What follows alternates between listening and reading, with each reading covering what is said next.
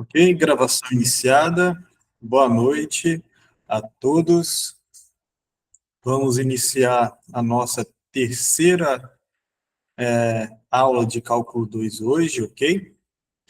E vamos encerrar o nosso conteúdo hoje. Encerrar o conteúdo? Isso mesmo.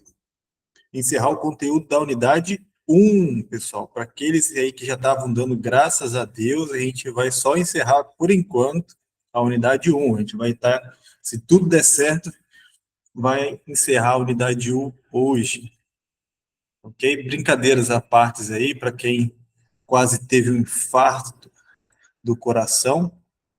Vamos hoje falar sobre derivadas direcionais e, se tudo der certo, fazer ali o último tópico dessa unidade, que é multiplicadores de Lagrange, ok? Então, podem ficar tranquilos os amantes de matemática aí, que ainda tem muito conteúdo pela frente, beleza? Então, vamos lá. Na última aula, o assunto foi derivadas parciais, regra da cadeia, e aí eu tinha comentado com vocês, né, que regra da cadeia, ou melhor, derivada parcial, ela vem da noção, né, de generalizar aquela definição de derivadas que vocês viram lá no cálculo 1, ok? Para funções de duas, três ou mais variáveis. Aí eu tinha comentado com vocês que a derivada parcial em relação a x, y e z, elas são derivadas que elas são em direção aos eixos, né? Por exemplo, a derivada parcial em relação a x. A variação só acontece no eixo x ali para a gente estar calculando a derivada parcial em relação a x. Para derivada parcial em relação a y, em direção ao eixo y, ok? Então, o que a gente vai fazer hoje, aqui no começo dessa aula, é generalizar mais ainda essa noção de derivadas. Como assim, professor? Lembra lá que no limite eu falei que uma diferença crucial dos nossos limites aqui, no cálculo 2, para o limite de funções lá no cálculo 1, era que lá no cálculo 1 você só tinha duas direções para se aproximar do ponto, certo? Você tinha aqui o ponto, você só podia se aproximar pela direita ou pela esquerda. Agora, no cálculo 2, se eu estou num plano cartesiano, por exemplo, e estou tentando me aproximar desse pontinho aqui, eu tenho infinitas direções que eu posso me aproximar desse ponto, ok? É natural, então, pensar que eu posso calcular a derivada ou a variação da minha função em direção a qualquer da minha a variação da minha função, não só em relação aos eixos cartesianos x e y, mas em relação a qualquer vetor nesse plano, certo? Então, essa que é a noção de derivada direcional. Ela vai permitir agora a gente calcular a derivada de uma função em relação à direção de um vetor. Ok? Então, para isso a gente vai precisar, inicialmente, de uma função de duas variáveis, certo? As variáveis x e y de sempre. E vou pegar aqui um vetor unitário, ok? De entradas U1 e U2, e vou calcular essa derivada no ponto AB. Então, como sempre, a derivada ela é definida através de um limite. Então, a notação de derivada vai ser derivada direcional, vai ser esse Dzão maiúsculo, subscrito ela aqui, o vetor que você está calculando a direção da sua derivada, a função calculada num certo ponto do seu interesse, certo? Essa é a notação da nossa derivada direcional, ok? E a definição dela é dada através desse limite aqui. Então, vou dar até um zoom aqui para a gente observar mais de perto. É muito parecido com a derivada lá do cálculo 1 e, se vocês forem observar, é uma mistura da derivada parcial em relação a x e y. Só que aqui a gente pegou o 1 sendo a primeira, deixa eu colocar cores aqui, esse U1 é essa primeira entrada do vetor aqui, U. O 2 é a segunda entrada do vetor U, certo? H é a variável que está tendendo a zero. Então, aqui, nesse limite, a gente está observando, né, a variação tanto na coordenada em relação a x, quanto na coordenada em relação a y, certo? Levando em consideração quem? As coordenadas do vetor u.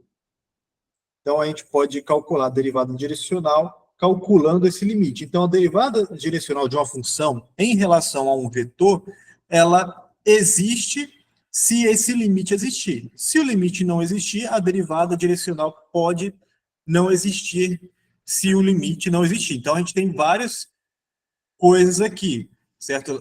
Aqui é uma função, por exemplo, de 2 variáveis, mas eu posso fazer para 3, 4 variáveis e assim por diante. E vimos lá na primeira aula que para calcular o limite, né, de uma função de 2 ou mais variáveis, eu preciso ali usar algumas propriedades. E para determinar, em geral, se o limite não existe, é mais fácil que eu preciso utilizar ali, encontrar 2 curvas onde o limite dá diferente, aí eu posso dizer, eu posso afirmar, né, que o limite não vai existir. Agora, para dizer se ele vai existir, aí eu preciso de mais ferramentas, né, usar o epsilon e delta da definição, ou teoremas como o teorema do confronto, ok? Então, beleza. Mas daqui a pouco a gente vai ter resultados que vai garantir e vai gerar ferramentas que vão facilitar o cálculo da derivada direcional. Ok? Então, essa definição da derivada direcional ela pode ser interpretada da seguinte forma: ela é a taxa de variação da minha função na direção do vetor u, ok? Importante aqui, o vetor u ele tem que ser sempre unitário. Professor, o que é um vetor unitário? É um vetor de norma 1. Nossa, professor, não lembro o que é a norma do vetor. A norma do vetor é denotada assim, certo? Uma barrinha vertical assim, que é definido como o 1 ao quadrado mais o 2 ao quadrado, e isso daqui tem que dar 1. Sempre vai ser 1, professor? Não. Para vocês que já fizeram geometria ou álgebra linear, por exemplo, se eu pegar u igual a 1 e 0, isso aqui vai ter norma 1. Agora, se eu pegar esse u barra aqui com normas 1 e 2, isso aqui vai ser 1 ao quadrado mais 2 ao quadrado, que vai ser raiz de 5. Isso aqui, com certeza, é diferente de 1. E aí, isso seria um vetor não unitário. Aí tem formas de transformar esse vetor aqui no vetor unitário, que é dividindo u barra por raiz de 5. Isso aqui agora vai ser unitário. Ok? Então, esse é o método ali para transformar um vetor que não é unitário em unitário. Você calcula a norma dele e divide o seu vetor inicial, que não é de norma 1, pelo tamanho da norma. Ok? Então, isso aqui vai ser agora de norma 1. Um breve introdução aí de álgebra linear. Tudo bem? Então, essa é a interpretação, né? Daqui a pouco a gente vai ver as consequências dessa interpretação, mas se eu tiver um vetor qualquer, certo? A gente vai ver que eu posso escrever a derivada direcional na direção desse vetor através dessa formulazinha aqui. E a gente vai entender melhor o que é essa fórmula. que é essa fórmula? Desse lado aqui, eu tenho a derivada direcional da minha função na direção do vetor v. Agora, aqui a gente ainda precisa entender o que é isso. E o que vai ser essa expressão para a gente? Essa expressão, ela é o vetor gradiente, certo? Da minha função no ponto AB. Nossa, professor, o que é vetor gradiente? Simplesmente é um vetor onde as coordenadas dele são as derivadas parciais da minha função. Então, derivada aqui em parcial em relação a x, em relação a y, aplicadas no ponto AB. Ok? E esse produto aqui, deixa eu dar um zoom aqui para a gente. Isso daqui não é um produto de números reais. Isso daqui é o produto escalar, certo? O produto lá da álgebra linear, muito utilizado na física, onde a definição dele é dada por isso aqui. O que é produto escalar do gradiente vezes aqui produto escalar com vetor? É simplesmente se o vetor V tem coordenada V1 e V2, eu vou multiplicar essa entrada com essa, vou multiplicar essa daqui com essa, e vou realizar a soma dessas duas multiplicações. Então, tá aqui. Multipliquei a primeira entrada com a primeira do vetor V, e aqui, segunda entrada do vetor V com a derivada em relação a y, e somei ambas. Daqui a pouco eu vou fazer alguns exemplos para ficar um pouco mais claro para vocês. Mas, olha só. Primeira informação importante aqui para a gente. O teorema 251 diz o seguinte: se a minha função é diferenciável, a gente estudou lá na aula passada que uma função é diferenciável se as derivadas parciais existem e são contínuas. Então, eu posso dizer que a minha função é diferenciável. Então, se a função é diferenciável, então a derivada direcional vai existir na direção de qualquer vetor U. Isso daqui, gente, é muito forte. Isso está falando que esse limite aqui, se a função f é diferenciável, esse limite sempre existe para qualquer vetor que você queira, certo? Para qualquer vetor U que você queira. Porque a definição da derivada direcional simplesmente vai fazer com que pode ser que para um vetor exista, para outro não, mas agora, se a função é diferenciável, se eu tenho essa informação, então a derivada direcional sempre vai existir, e graças aqui a essa formulazinha, a derivada direcional é simplesmente o produto interno do vetor gradiente da minha função, calculado no ponto xy, vezes aqui produto interno com o vetor v, de coordenadas AB. Ok? Então, simplesmente, se eu sei que a função é diferenciável, basta usar essa fórmula aqui para calcular a derivada direcional da minha função. Ok? Beleza até aí?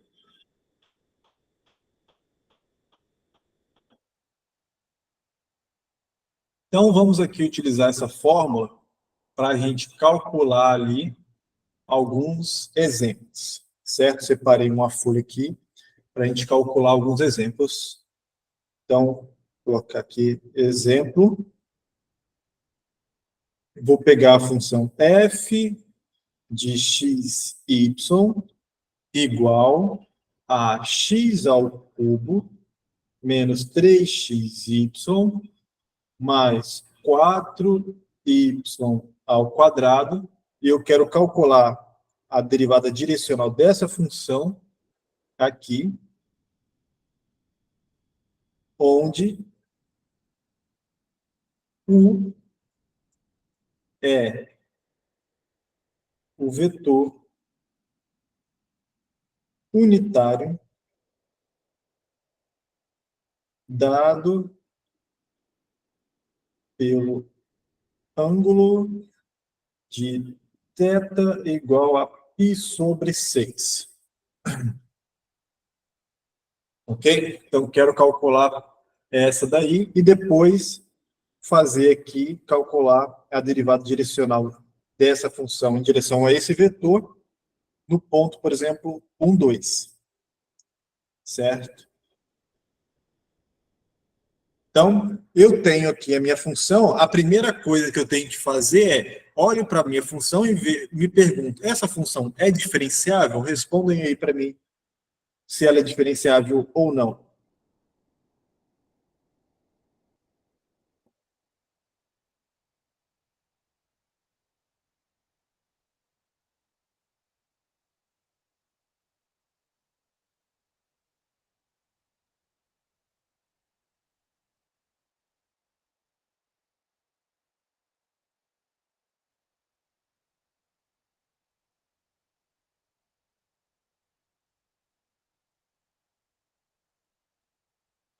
Ficou mudo, professor. Diferenciável ou não? Falem aí no chat. O pessoal está falando que não.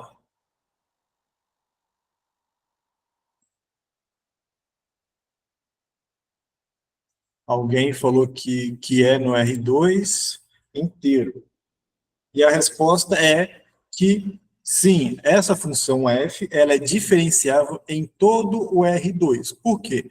Primeiro, é a função polinomial de duas variáveis, x e y, certo?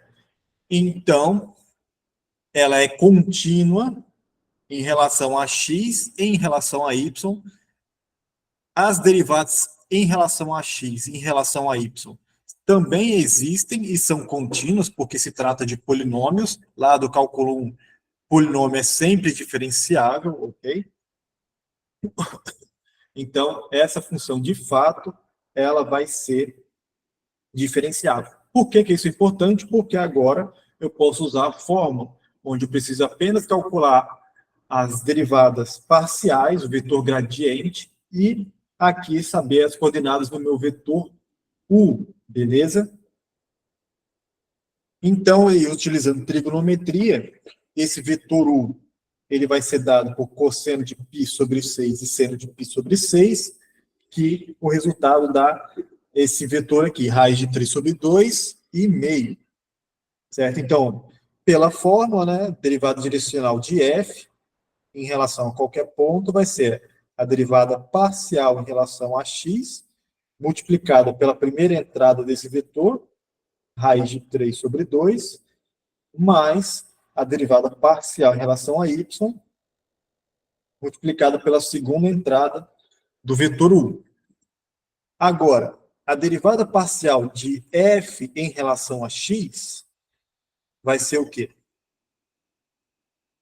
Em relação a x, vai ser aqui 3x ao quadrado menos 3y, que multiplica a raiz de 3 sobre 2,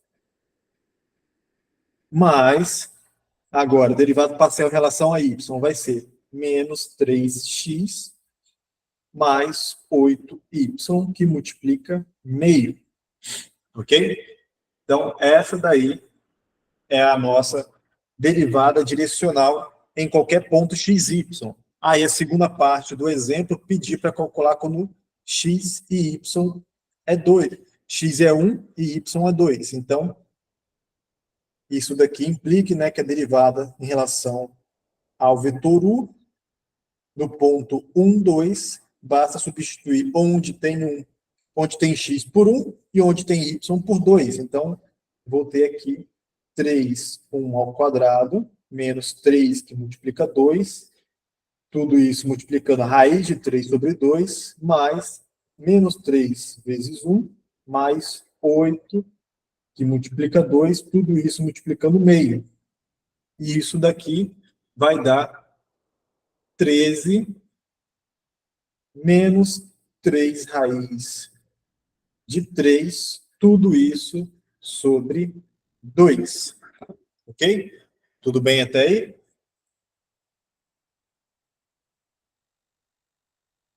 Então, essa é a maneira que a gente usa a derivada direcional, calcula a derivada direcional. Ah, professor, então, mas se a minha função não for diferenciável, o que eu faço? Aí não tem jeito. Aí você vai ter que calcular esse limite aqui e saber se esse limite existe ou não. Agora, se você sabe que a função é diferenciável, basta usar essa fórmula aqui, ok? Basta usar essa fórmula, que é a que eu acabei de usar. Ok? Então,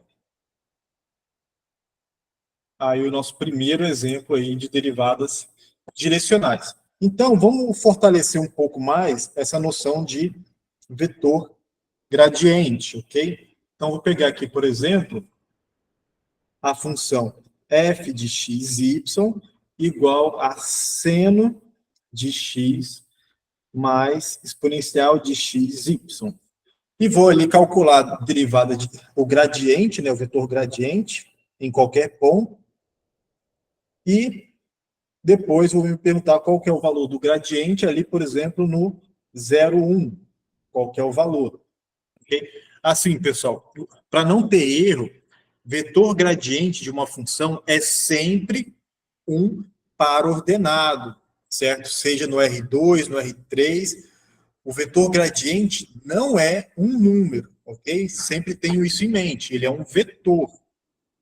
Então, aqui eu preciso calcular a derivada parcial em relação a x, que vai ser a derivada disso aqui em relação a x, então vai ser cosseno de x, mais aqui agora usando regra da cadeia, y exponencial de x e y, tudo bem? E a derivada parcial em relação a y, o seno vai se cancelar, então vai ficar x exponencial de xy. Beleza? Essas aqui são as duas derivadas parciais em relação ao x e y. Ah, professor, por que você não calculou a derivada parcial em relação a z, por exemplo? Porque é uma função apenas de duas variáveis. Se ela fosse de três variáveis, aí eu faria sentido calcular em relação a z. Ok? Então, o vetor gradiente aqui vai ser essa função aqui, esse par ordenado, que vai ser cosseno de x mais y exponencial de xy, e agora, na segunda entrada, derivado parcial em relação a y, que vai ser essa função. Ok? Então, essa daqui é a fórmula do nosso vetor gradiente dessa função. Agora, para calcular no ponto, né, para calcular aqui no ponto 0, 1, basta substituir onde tem 0, onde tem x por 0 e onde tem y por 1. Então, vai ficar cosseno de 0 mais 1 vezes exponencial de 0 vezes 1. 1, ou melhor, 1 não. X é 0, exponencial de 0 vezes 1. Então, isso aqui vai dar... Quanto que é cosseno de 0, pessoal? Fala aí no chat para mim. Quanto que é cosseno de 0?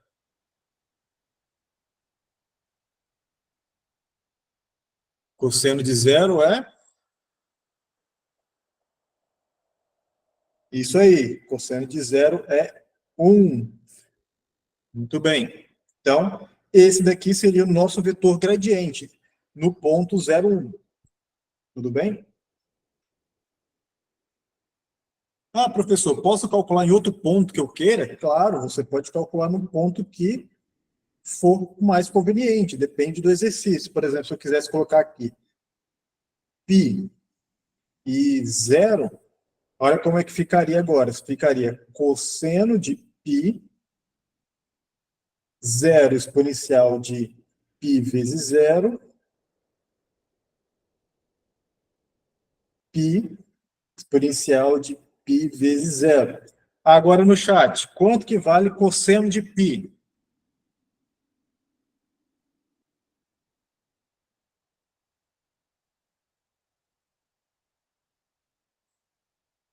Cosseno de π, isso aí, pessoal, menos 1. Muito bem. Então, agora esse seria o nosso vetor gradiente. Então, vocês podem depois ficar brincando aí, ó, alterando essas entradas aqui e verificando qual que vai ser o vetor resultante, ok? Vetor gradiente resultante. Vamos fazer mais um exemplinho aqui. Vou voltar, cadê?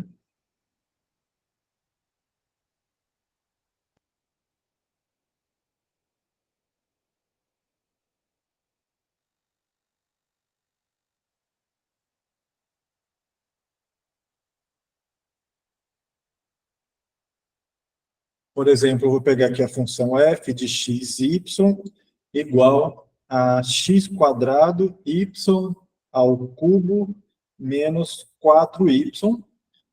Eu quero, por exemplo, calcular a derivada direcional dessa função no ponto 2 e menos 1, onde esse vetor aqui, ele é escrito como 2i mais 5j, ok?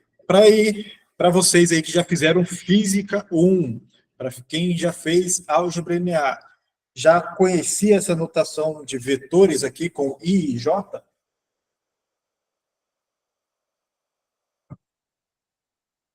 Beleza. Isso aqui significa o quê?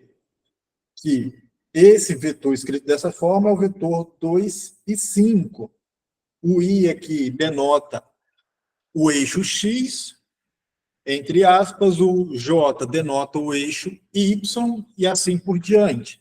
Então, nada mais, nada menos que isso daqui representa esse vetor.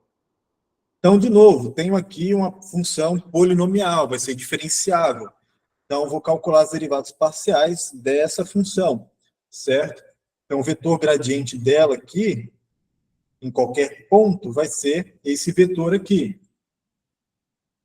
2 x, y ao cubo, a derivada parcial em relação a x, e 3x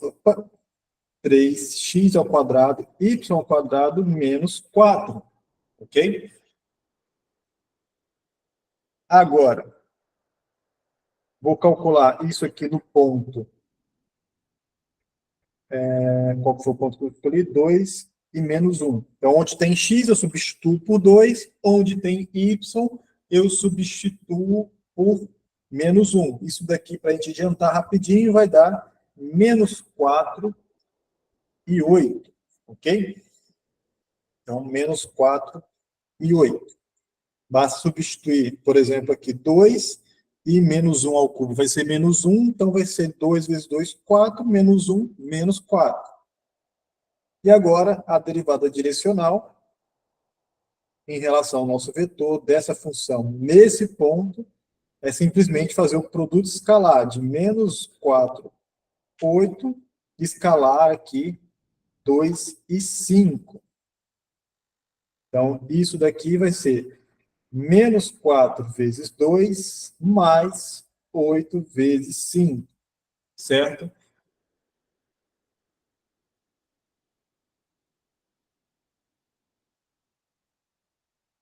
E, então, aqui vai dar menos 8 mais 40, ok? Beleza?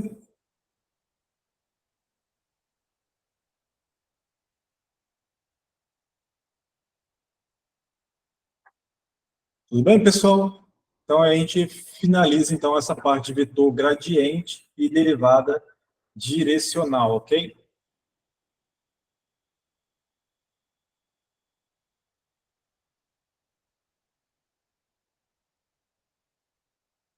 Deixa eu só ver aqui, eu paguei o nosso exemplo. Paguei. Eu ia fazer um comentário sobre o nosso exemplo anterior, deixa eu ver aqui.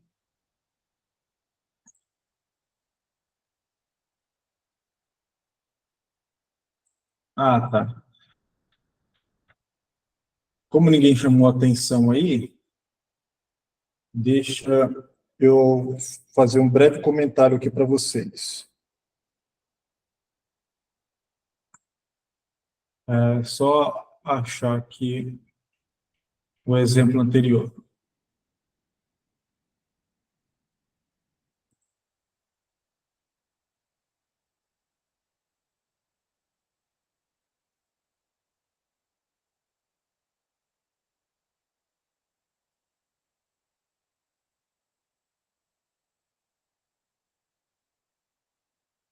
É isso mesmo.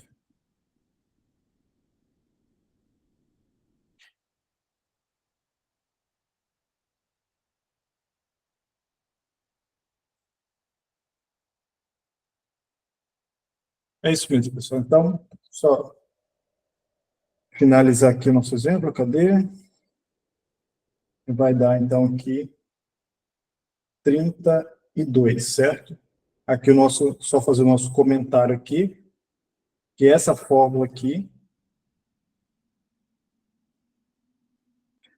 o vetor é um vetor qualquer, beleza? Então, para a gente usar a fórmula, deixa eu ver a dúvida aqui, de onde veio 3xy, cadê?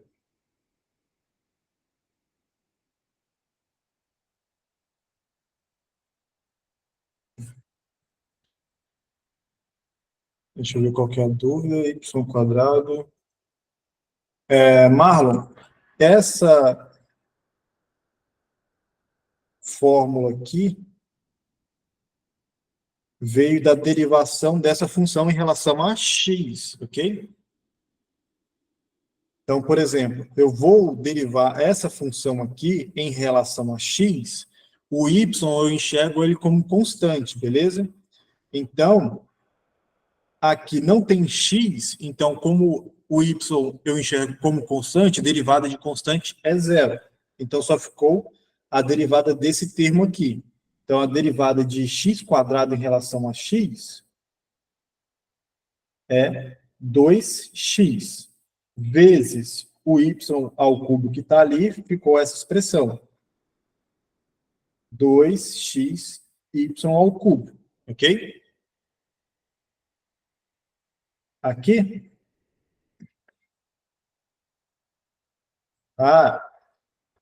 é a mesma ideia. Agora, aqui é a derivada de f em relação a y, certo? Então, vou derivar isso daqui em relação a y. Então, derivada de 4y é menos 4. Então, por isso esse menos 4 aqui. Agora, a derivada disso daqui em relação a y, o x ele é constante, ele sai do sinal de derivação e vira só derivada de y ao cubo em relação a y. Então, isso aqui é x ao quadrado, que multiplica a derivada de y ao cubo em relação a y é 3y ao quadrado. Por isso que ficou essa expressão. Beleza? De nada. Então, beleza. Então, a gente já tem o nosso vetor gradiente desenvolvido aqui em relação a 3 variáveis. Deixa eu ver como é que a gente está de tempo.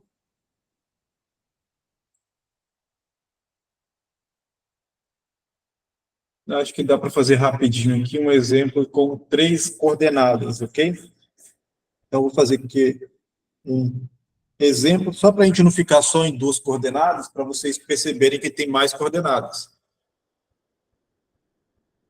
Por exemplo, aqui, se eu tivesse a minha função f de x, y, z igual a x seno de y, z.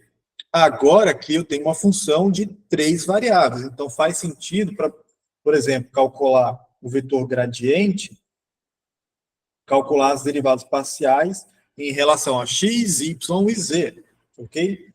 Então, a derivada dessa função aqui em relação a x vai ser seno de y, z. Agora, a derivada dessa função aqui em relação a y, o x ele é constante, então é só a derivada de seno que vira cosseno, mas tem um YZ ali, então tem que usar a regra da cadeia. Então vira ZX cosseno de YZ, ok? E, de novo, a derivada de F em relação a Z agora, o x ele é constante, então vai ser só a derivada de seno de YZ. A derivada de seno é cosseno, mas tem um YZ aqui dentro, então eu vou usar a regra da cadeia. Isso aqui vai virar agora x, y, seno, cosseno não, cosseno de YZ, ok? Então, só para recapitular, derivada parcial em relação a Z, relação a y e relação a x, ok? As derivadas parciais aí. Então, esse daqui, por exemplo, é o vetor gradiente da função f aqui, agora de 3 coordenadas, ok?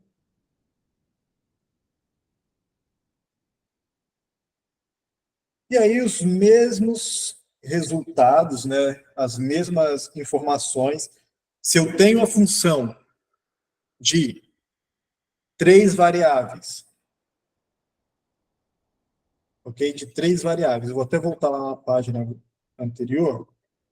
Cadê? Aqui. Se aqui eu tenho a função de 3 variáveis, então a derivada direcional dessa função em relação a esse vetor, aqui vou chamar V de A, colocar, para ficar parecido, vou usar U de novo, mas é o 1, o 2 e o 3. Ok? 3 coordenadas. Então, no ponto A, B, C. Então, esse limite aqui, para 3 coordenadas, vai ser aqui, A, B, C, vai ser o limite de H. Deixa eu escrever um pouquinho mais para cá, senão não vai caber. Limite de H com F de A mais HU1, vírgula, B mais HU2, agora C mais HU3, menos F de ABC, tudo isso dividido por H, quando H tende a zero, ok? É a mesma coisa para 2 variáveis e para 3 variáveis, que a gente acrescenta a terceira coordenada. Então, aqui, o nosso vetor aqui, se a função é de 3, se o nosso vetor U é de 3 coordenadas e a função f é de 3 coordenadas também, então a fórmula fica a seguinte. Derivada parcial em relação a x vezes a mais parcial em relação a y vezes b mais parcial em relação a z vezes o c, ok? Que é, de novo, o vetor gradiente de f, produto cartesiano, não, produto escalar, vetor u. Uma anotação muito comum para produto escalar é essa daqui, que a gente não fica confundindo com produto de números reais. Aqui é produto de números reais, são 2 números reais, ok? Então, só esse paralelo aí para a gente diferenciar depois, ok? Então,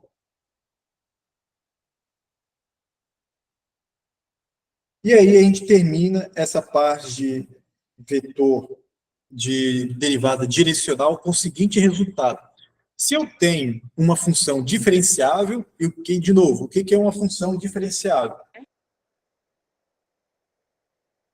Uma função diferenciável é uma função onde as derivadas parciais existem e são contínuas. Estou sempre frisando isso para a gente não esquecer. Então, ó, eu tenho ali uma função onde as derivadas parciais existem e são contínuas. E o que acontece se eu tenho essa informação?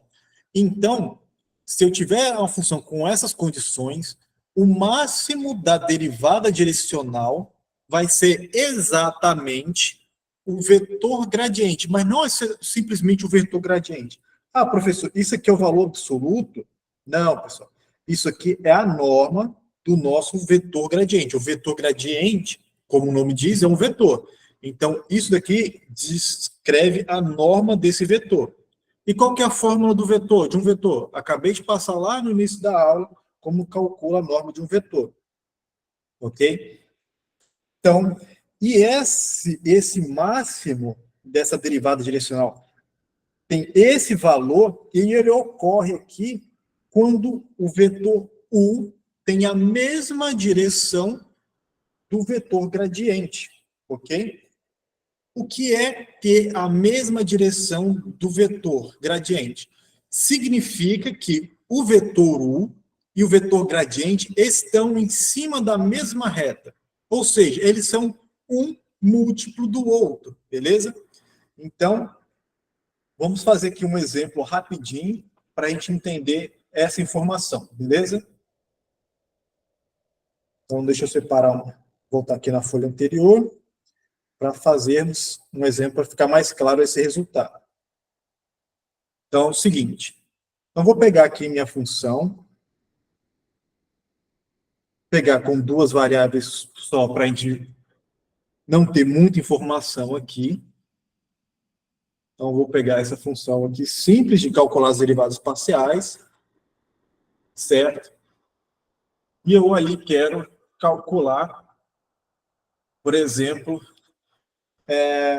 a taxa de variação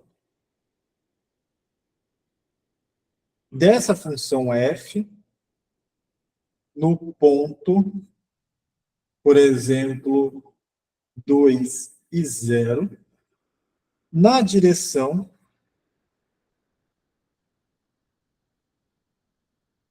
do vetor aqui, vou chamar isso aqui de P, na direção do vetor, na direção de PA, um ponto Q, que eu vou chamar de meio e 2. Ok? E aí, para quem já fez álgebra linear, já está fazendo álgebra linear ou geometria analítica, essa frase aqui, ela já traz consigo uma informação que eu vou ter que calcular aqui o vetor P e Q, nesse sentido, que é a diferença entre esses vetores, ok?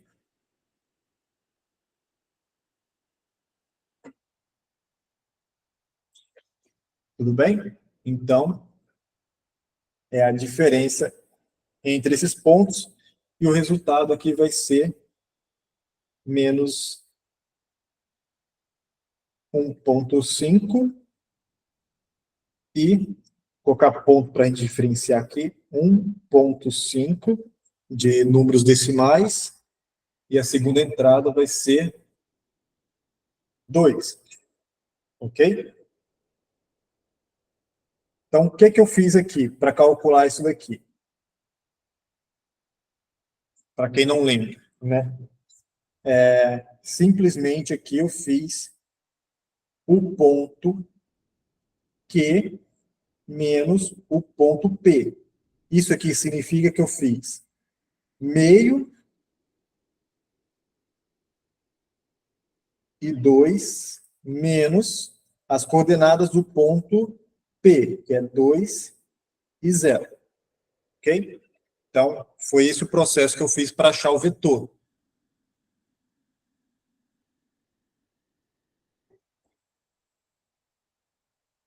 E depois, aproveitando essa informação, eu vou também querer saber qual é a direção que a minha função f tem maior taxa de variação, ok? E qual é o valor dessa maior taxa de variação? Tudo isso a gente vai usar a derivada direcional. Então, vejam só. Então, eu já tenho aqui o nosso vetor P, tudo bem? Então, eu vou calcular aqui as nossas derivadas parciais em relação, de f em relação a x, que vai ser exponencial de y, ok? E a derivada parcial em relação a y vai ser x exponencial de y, beleza? Tudo bem até aí, pessoal? Como eu quero o ponto que seja no ponto P, então eu vou calcular esses valores no ponto P, que é 2 e 0, e f de y no ponto 2 e 0 também. Então, a função aqui não depende de x, só depende de 0, então isso é 1, que é y exponencial de 0 é 1. Aqui vai ser 2 exponencial de 0 vai ser 2. Ok? Então, a derivada direcional aqui, em direção do nosso vetor u, que eu vou chamar aqui para facilitar, vou chamar de u, de f no ponto 2, 0 vai ser... Deixa eu usar as cores aqui para facilitar o entendimento depois. Produto escalar, ok? Então, de vermelho aqui, eu vou estar colocando as coordenadas do nosso vetor gradiente aqui, que deu o resultado 1 e 2. Agora, de verde é a coordenada, né, são as coordenadas do nosso vetor U, que para facilitar aqui, eu vou transformar tudo isso para fração, ao invés de usar números decimais aqui, tudo bem? Que vai virar aqui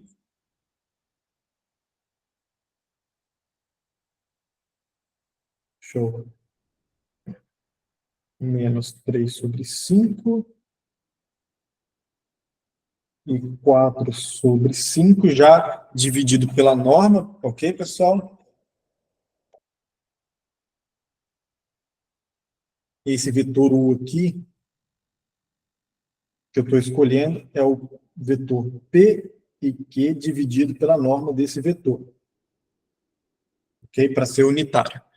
Então, ele vai dar essas coordenadas e a derivada direcional, então aqui o resultado vai ser 1 vezes menos 3 quintos mais 2 vezes 4 quintos. E o resultado disso daqui vai ser 1, ok?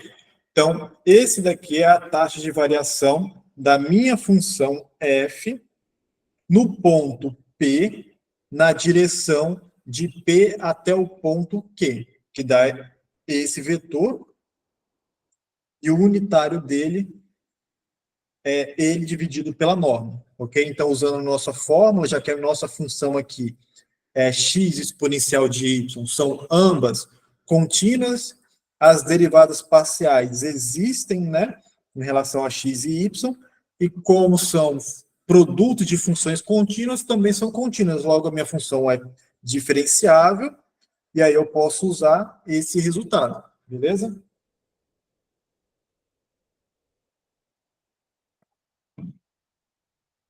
Agora, utilizando... Cadê o resultado que eu queria? Está aqui para baixo. Agora, utilizando esse teorema aqui, eu vou calcular, né, aonde que a minha função tem taxa máxima de variação. E qual é essa taxa? Ok?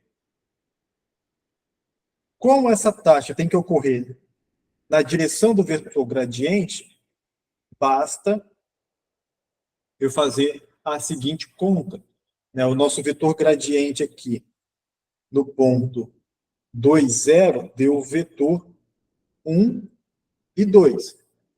Então, essa é a direção onde a taxa de variação é máxima. ok? E essa taxa de variação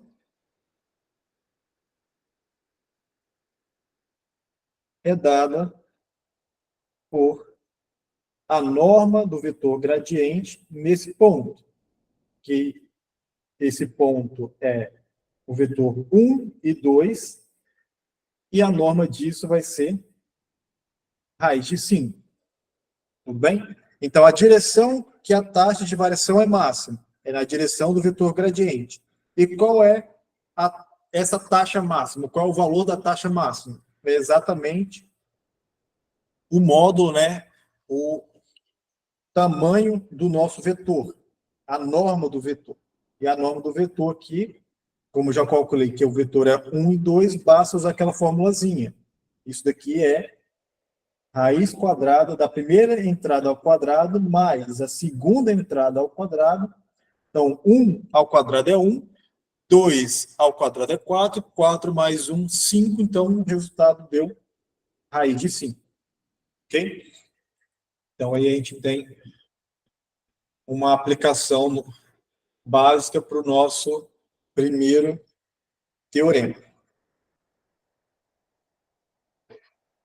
E aí, essa próxima sessão que a gente vai abordar aqui agora, ela também é uma generalização de situações que tínhamos lá no cálculo 1, de máximos e mínimos de funções de uma variável, certo? Só que aqui a gente vai traduzir aquela linguagem, aquelas definições lá do cálculo 1 para funções de duas variáveis, e essas noções se traduzem automaticamente para funções de três variáveis. Então, ali, uma função de duas variáveis, ela tem máximo local num ponto A, B, se essa desigualdade que acontece para todo xy, para todo ponto xy próximo do ponto AB. Então, isso significa que f de xy é sempre menor ou igual a f de AB para todos os pontos dentro de uma bola aberta. Isso aqui tem uma notação de proximidade do nosso ponto AB, ok? Nesse caso, se essa desigualdade é verificada, o ponto AB, que o f de AB, é chamado de máximo local e o ponto AB é chamado de máximo da função, ok? Ponto de máximo. Então, de forma similar, se a gente utilizar a desigualdade contrária, eu vou ter a definição de mínimo local, que todas essas nomenclaturas aqui de máximo local, mínimo local, lá no cálculo também vai ter máximo global, mínimo global, são todas linguagens, todas nomenclaturas que já apareceram lá no cálculo 1, ok? E a gente só está redefinindo essa definição, generalizando, na verdade, essa definição para funções de duas ou mais variáveis. E aí a gente tem algumas informações importantes, que o teorema 261, ele vai falar o seguinte para a gente. Se eu tenho uma função onde ela tem um máximo ou um mínimo nesse ponto AB, ou seja, uma dessas situações, ou essa situação acontece, ou essa acontece, ok? Se uma daquelas duas situações acontece no ponto AB, esse resultado está falando que as derivadas parciais de primeira ordem da minha função, elas se anulam nesse ponto. Alguém já viu um resultado muito parecido com esse em algum lugar? Muito provavelmente vocês viram lá no cálculo 1, que dizia o seguinte: se eu tenho uma função onde essa função tem um máximo ou um mínimo local, a derivada dessa função nesse ponto era zero. E esse ponto era chamado de ponto crítico da minha função. Ok? Então, aqui, de novo, generalizamos essa noção de ponto crítico para funções de duas ou mais variáveis. Um ponto A, B, ele vai ser chamado ponto crítico ou ponto estacionário da minha função se as derivadas parciais ambas Se é função de duas variáveis, então tem derivada em relação a x e y. Eu preciso, para dizer que o ponto é crítico, que o ponto AB anule tanto a derivada parcial em relação a x, quanto em relação a y. Se acontecer, então, professor, que anulou a derivada parcial em relação a x, mas não anulou em relação a y, então não é ponto crítico, tudo bem? Tem que anular as duas simultaneamente para dizer que é um ponto crítico. E por que isso é importante? Porque isso permite a gente peneirar, refinar as possibilidades de pontos máximos e mínimos de funções, ok? Então, por exemplo, vamos pensar que a gente está modelando a temperatura de Cuiabá. É uma coisa difícil, muito difícil de modelar, certo? Entre aspas, porque o tempo aqui é uma loucura. Hoje quem está aí assistindo a aula, vocês estão sentindo frio ou calor? Responde aí no chat para a gente. Então, vamos pensar que a gente está modelando a temperatura aí de Cuiabá, certo?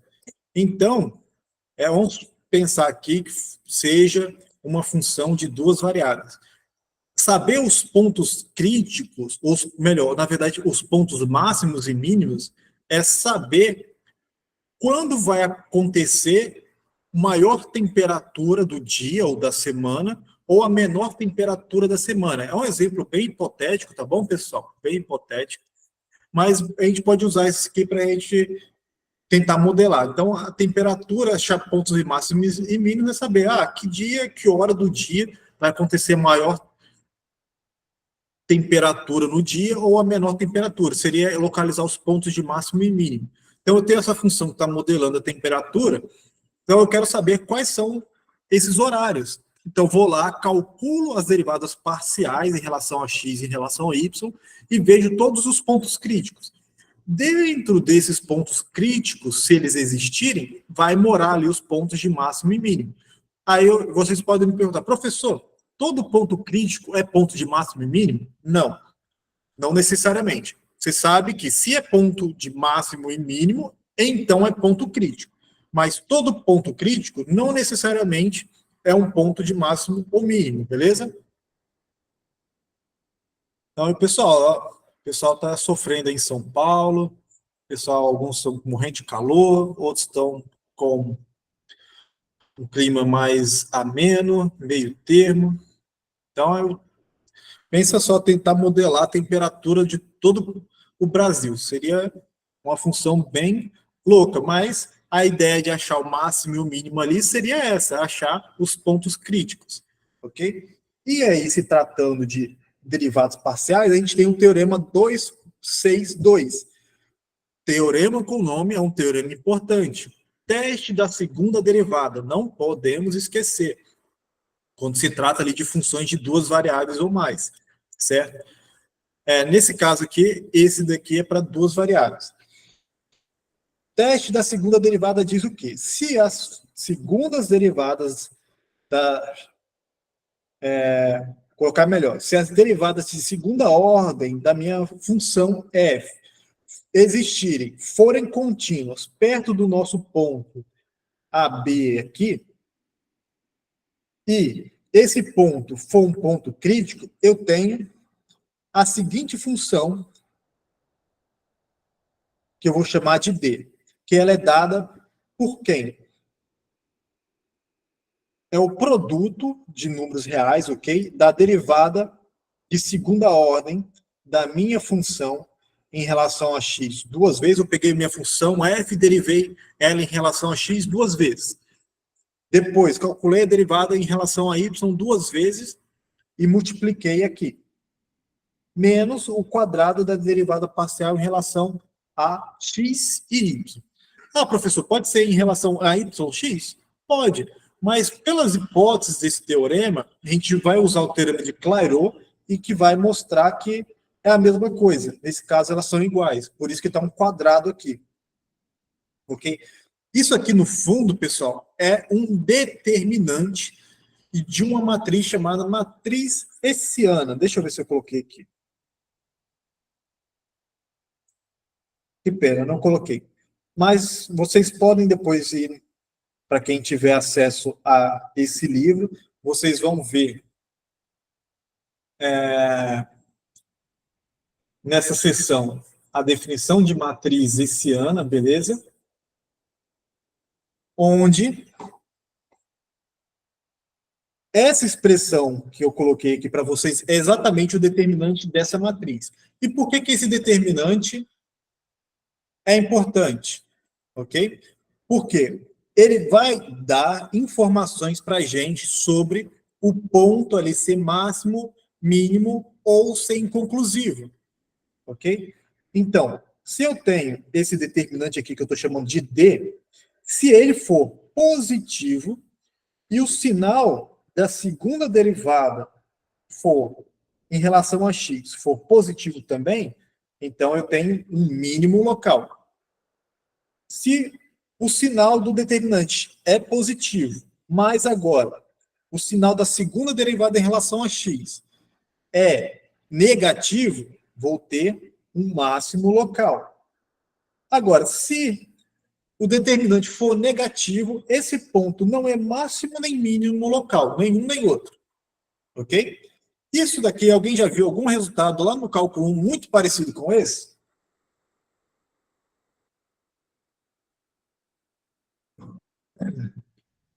Muito provavelmente vocês vão lembrar lá do teste da segunda derivada, lá tinha o teste da primeira derivada, o teste da segunda derivada. Isso aqui também é basicamente uma releitura para funções de duas ou mais variáveis daquele teste da segunda derivada lá do cálculo 1. Aqui, claro, para duas variáveis, ok? Então vamos ver aqui um exemplo para a gente encontrar, né, pontos críticos da nossa função, ok?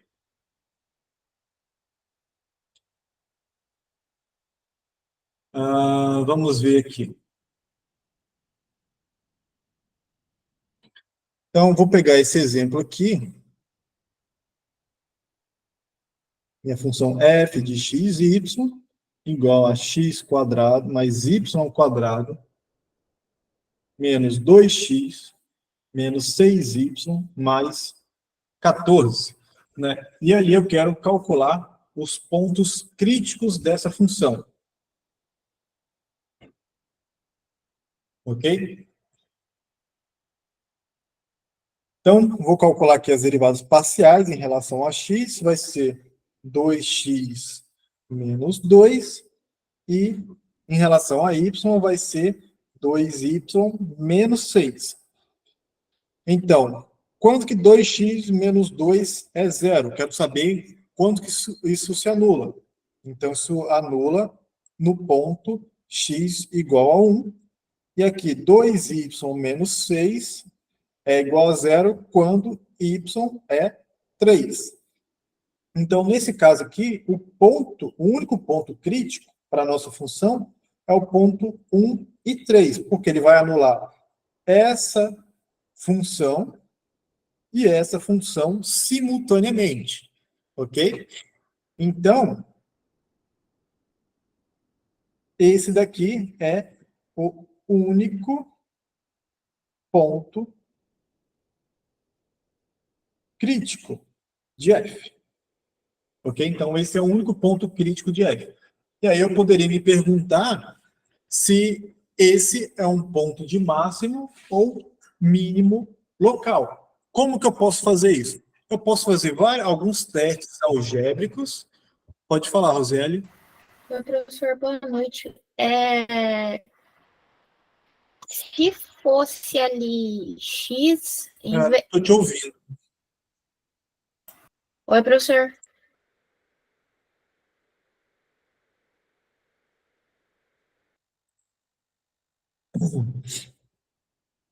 Oi? Oi? Oi, professor. Deixa eu ver se... os demais estão ouvindo o nome ela falando, que eu não estou conseguindo ouvir. Sim, deixa eu ver. Devo estar com algum problema no meu microfone aqui, só um segundinho.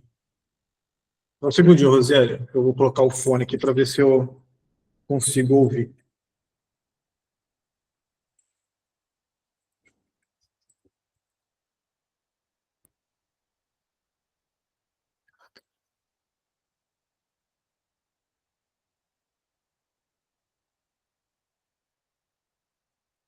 Tenta abrir seu áudio agora e veja se o Oi? nível Oi? não Não? não estou conseguindo ouvir. Acho que estou com um problema no meu áudio aqui, na saída de áudio.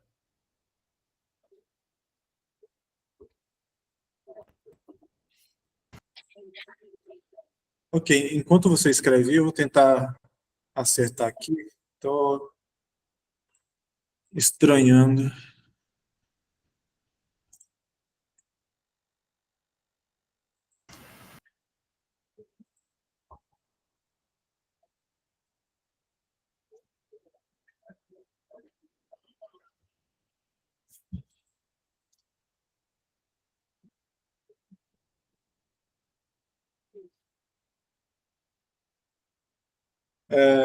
Deixa eu ver aqui. No caso, se fosse f de xy fosse x ao cubo mais y ao quadrado menos 2x menos 6y mais 14. Por exemplo, trocando x quadrado pelo x ao cubo, né? Então, o derivado parcial em relação a x vai dar 3x ao quadrado menos 2, e a derivada parcial em relação a y continua a mesma.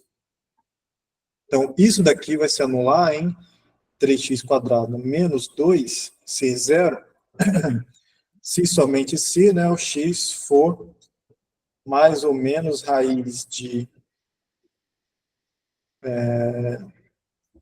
de 2 sobre 3.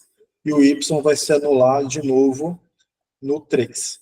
Então, de fato, aí os pontos críticos agora seria mais raiz de 2 sobre 3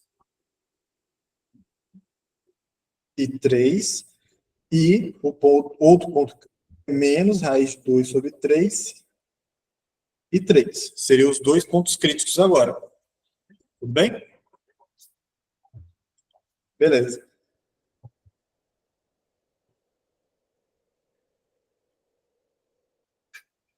Então, deixa eu apagar aqui também. Temos aí, então, o ponto crítico dessa função. E aí a gente pode usar, por exemplo, a matriz hessiana, aí, o determinante ali, o D, para calcular essa função nesse ponto, saber se é ponto de máximo ou mínimo. Então, para isso, eu preciso calcular a derivada parcial em relação a x duas vezes, em relação a y duas vezes, em relação a x e y. Então, aqui, derivando novamente isso aqui em relação a x vai dar 2, derivando isso aqui normalmente em relação a y vai dar 2 de novo, e agora, para calcular essa derivada aqui, eu calculei primeiro, por exemplo, em relação a x, e depois vou calcular em relação a y. Isso aqui vai dar 0. Se alguém estiver falando alguma coisa, pessoal, escreva no chat, fazendo favor, porque eu estou com algum problema de saída de áudio aqui e não estou ouvindo vocês, ok? Mas eu estou acompanhando o chat de vocês. Porque para resolver isso aqui, provavelmente eu vou ter que reiniciar o computador. E aí a gente vai perder a nossa aula. Tá bom? Então, peço aí paciência a vocês. Esses problemas, a aula ao vivo acontece. Ok? Deu provavelmente algum problema no software do microfone aqui.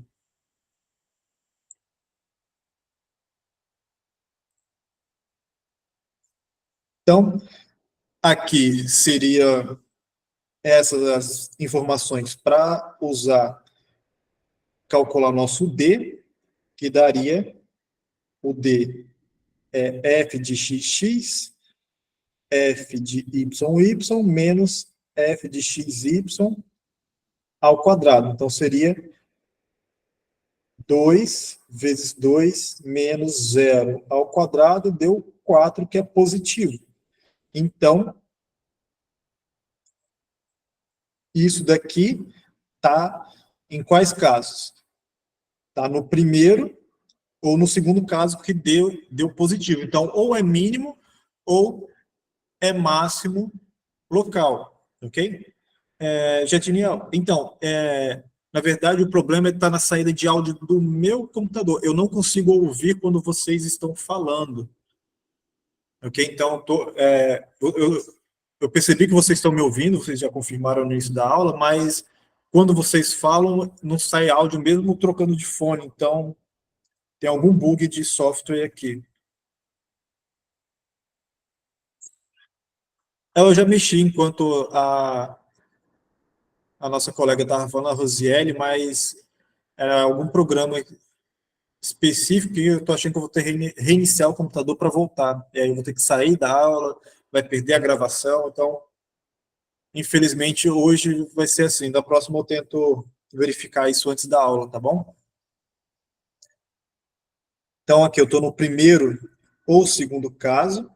Eu preciso agora, para determinar se é positivo ou negativo, ver o sinal da derivada de segunda ordem em relação a x no ponto. Então, vou calcular aqui f de xx no ponto 1 e 3, que é o ponto P aqui. Só que f é sempre constante, é sempre 2. Isso é 2, que é sempre positivo. Então, estou em qual caso? Vamos ver aqui. Eu estou no primeiro caso. Então, estou nesse caso aqui. Então, esse ponto aqui, o ponto P, é mínimo local. Ok?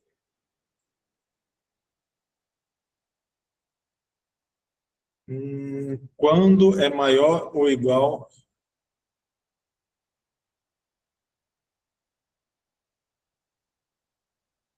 Não, deixa para eu responder essa pergunta, Marlon, na aula de exercícios, que aí eu já vou ter resolvido o áudio, tá bom?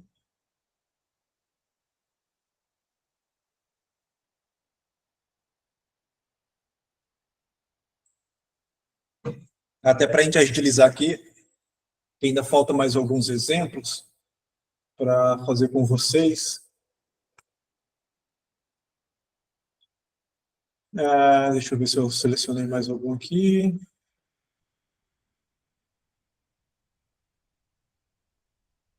Tá. Vou fazer esse aqui, que é um exemplo clássico para a gente. Deixa eu apagar essas informações aqui. Um exemplo clássico de achar máximos e mínimos. E é legal porque é um exemplo que pode ser aplicado na vida real, certo? Na própria indústria, uma questão de indústrias. E é uma questão simples, né? Por exemplo, vamos supor que eu tenho um caixote. Vamos ver se eu consigo desenhar aqui.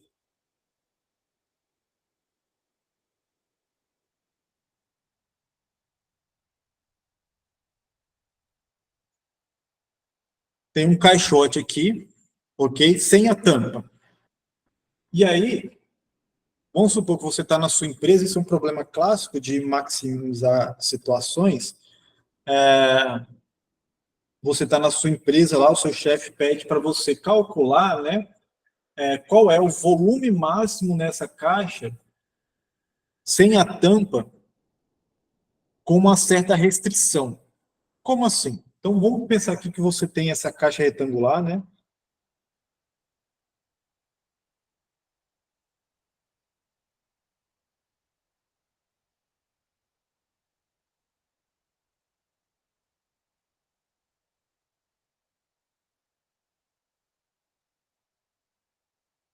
E aí, sem tampa, então sem tampa, para facilitar um pouco. E ela deve usar ali para você calcular essa caixa, você só pode usar 12 metros quadrados de papelão. O material não importa muito aqui para a gente, mas vamos pensar primeiro que é de papelão. Então, o que é essa informação por enquanto?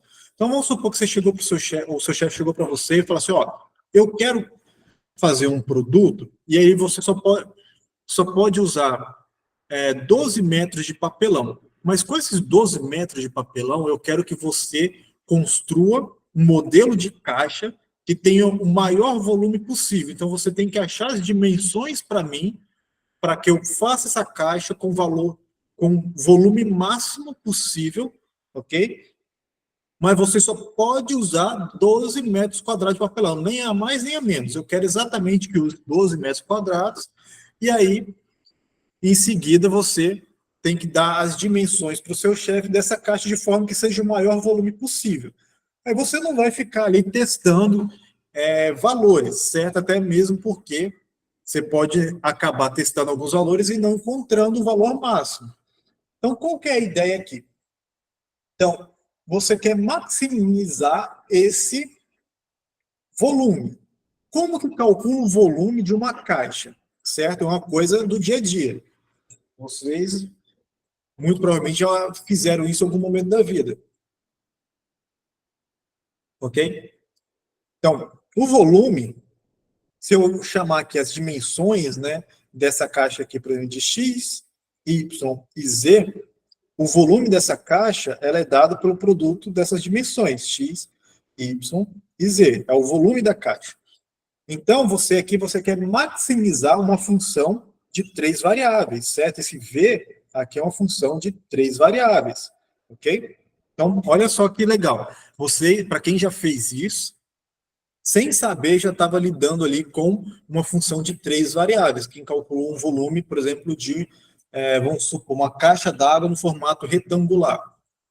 Então, você aí, ou de uma piscina, melhor, de uma piscina. E aí você tem aí uma função de 3 variáveis ali quando você está calculando o volume, ok?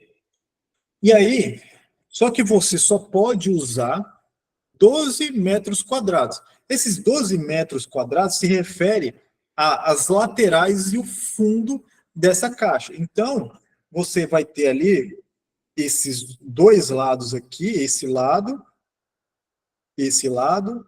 essa lateral, essa daqui também, e o fundo. Certo? Calculando a área desses lados do seu caixote, você vai ter essa relação aqui. 2xy, 2xz, mais 2yz, mais xy, tem que ser igual aos 12 metros quadrados. Por quê? Isso aqui é a área do fundo, isso daqui é a área de uma lateral e de outra lateral multiplicada por 2, porque tem 2 laterais de cada lado. E sem a tampa só para facilitar por enquanto. Então, você tem essa relação aqui por enquanto. Então, o que a gente precisa fazer é modelar de forma que eu consiga maximizar essa função. Eu tenho aqui 3 variáveis e eu quero aplicar o teste da segunda derivada. Mas, professor, o teste da segunda segunda derivada não é para função de 2 variáveis? Sim, mas eu consigo aqui manipular essas expressões de forma que eu consigo colocar o z em evidência aqui, 2x menos 2y, mais sendo igual a 12 menos xy, e transformar esse z aqui numa função agora que dependa de 2 variáveis. Dessa forma. Então, agora eu tenho essa relação, que eu posso substituir aqui. Então, meu volume agora pode ser reescrito como xy, onde tem z, eu vou substituir por isso. Ficar 12 menos xy, 2x menos y, e essa agora é a minha função de 2 variáveis, ok? Sendo uma função de 2 variáveis, eu consigo agora aplicar esse resultado para saber ali o ponto onde vai ser um ponto de máximo, porque eu quero maximizar a minha função volume. Então, eu preciso aqui calcular a derivada em relação a x, derivada parcial em relação a x dessa função, ok? Vou colocar já a resposta aqui, porque a gente vai usar aqui regra do produto, vai usar regra do quociente para calcular essas derivadas parciais. Que regras são essas? As regras do produto, regra de produto lá da função de cálculo 1, regra de derivação do quociente lá do cálculo 1. Então, já vou colocar aqui para a gente agilizar um pouquinho, para dar tempo de falar o próximo tópico. Então, derivando ali em relação a x, vou ter essa derivada parcial aqui.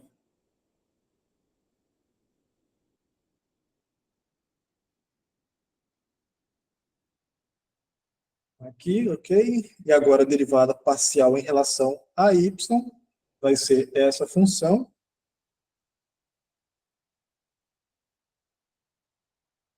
E por que eu estou calculando as derivadas parciais? Porque eu preciso, além de calcular as derivadas parciais, calcular os pontos críticos dessas funções, das derivadas parciais, e ainda calcular as derivadas parciais de segunda ordem. Ok? Então, calculando as derivadas parciais aqui, eu agora tenho que me perguntar aonde isso aqui se anula, certo? E uma fração só pode ser zero se o numerador for zero. Eu não posso falar que o denominador é zero. Então, eu tenho que igualar o numerador dessas duas derivadas parciais a zero. O numerador apenas.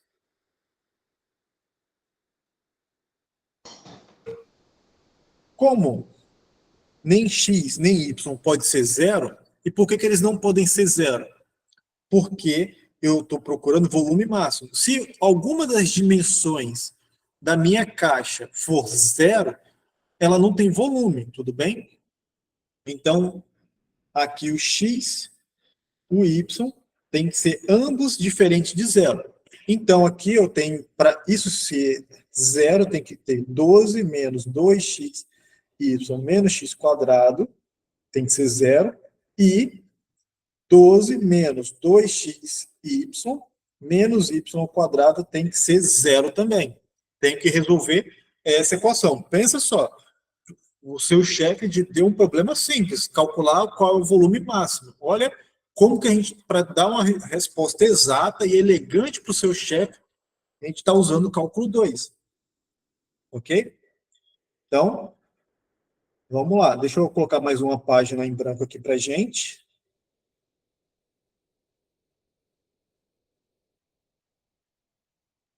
Então, eu tenho ali que responder quais são os pontos x, y que zeram, que anulam essas duas equações aqui. Beleza? Então, aí, se a gente fizer a diferença entre essas duas equações, por que a diferença? Porque aqui eu tenho 12, aqui também tenho 12, aqui eu tenho 2xy também. Então, a diferença entre elas faz com que x ao quadrado seja y ao quadrado. Então, eu teria aqui, tirando a raiz dos dois lados, que x seria mais ou menos y. Mas, de novo, eu estou tratando de um problema real. Não faz sentido, já que y e x são medidas, que eles sejam medidas negativas. A gente nunca fala sobre, aqui tem menos 2 metros. Não. Então, vou retirar da minha resposta o negativo, só fica com o positivo. Então, x tem que ser igual a y, ok? Beleza? Tudo bem até aí? Então, x é igual a y. Acabei de resolver? Não. Agora, eu vou substituir essa informação. Aonde? Em qualquer uma dessas equações. Na primeira ou na segunda. Tudo bem? Então, substituindo na primeira equação, por exemplo, x igual a y, então eu vou ficar 12 menos 2x y.